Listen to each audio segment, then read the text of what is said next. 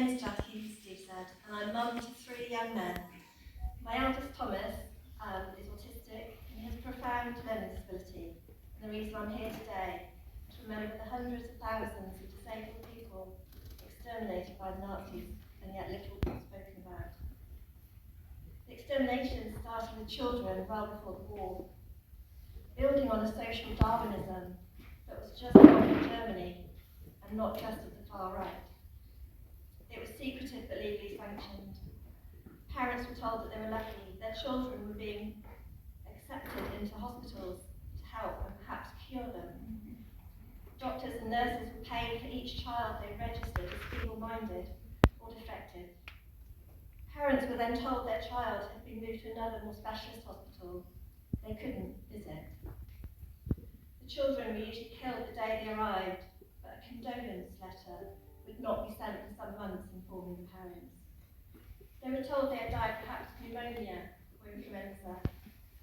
They needed to be cremated, the body would need to be cremated for infection control. They could have an urn with their ashes delivered for free. But some parents found girls' hair clips in their boys' ashes.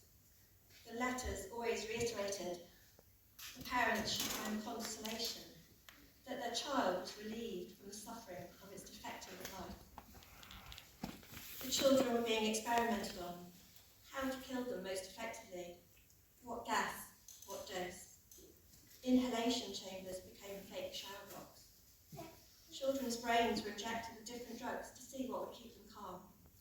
Brains that were then sold for research. One collection in Germany only finally laid to rest in the 1990s. Remind me of Old Hay when I read that.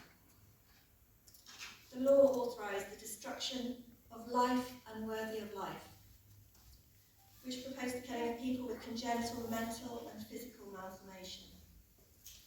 I think most people will assume, due entirely to meet the obsession with the pure Aryan bloodline, that this wasn't the whole reason. It was stated that such creatures required costly, long-term care, aroused horror in other people, and represented the lowest animal level. Have we come far enough away from these views? I don't think so. Most parents of disabled children will tell you that part of the part is fighting for the support and resources your child needs to live an ordinary life. We still see lives valued in terms of contribution. Disabled people are othered, especially if they aren't Paralympian or climbing mountains. But that isn't most disabled people's reality. It showed its ugliest head during COVID when thousands of do not resuscitate notices were put on disabled people's records for no clinical reason, without their knowledge or without their family's knowledge. Hospital resources were scarce. Why bother with them? 2,000 to 3,000 people who are autistic have learning disabilities or mental health issues are currently locked up in this country. Some fed through hatches, some sent from hospital to hospital hundreds of miles away from families so that their families cannot see them. The hospitals put gagging orders on parents to stop them going to the press. Bristol City Council, as we speak, is trying to get a policy through which would make disabled people who are costing more than average move out of their own homes and into care homes where they will have little choice, control, freedom or rights due to the pressures our government is putting on budgets across the country.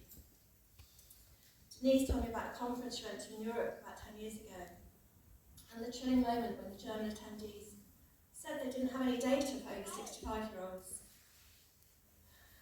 disabled people, as there were none. There were none. They'd been got rid of. I don't even know how to describe that gap. It's more than a generation lost. It's a community, a vital part of our soul. And it's how I feel about the statistic that over 90% of babies found to have Down syndrome during pregnancy are aborted. We are the poorer for that loss. My friend was asked 15 times if she wanted her pregnancy terminated because the baby had a deformity. A consultant offered a termination 2 days before birth. We have got to start valuing all life equally. We must remember the 750,000 disabled people's lives extinguished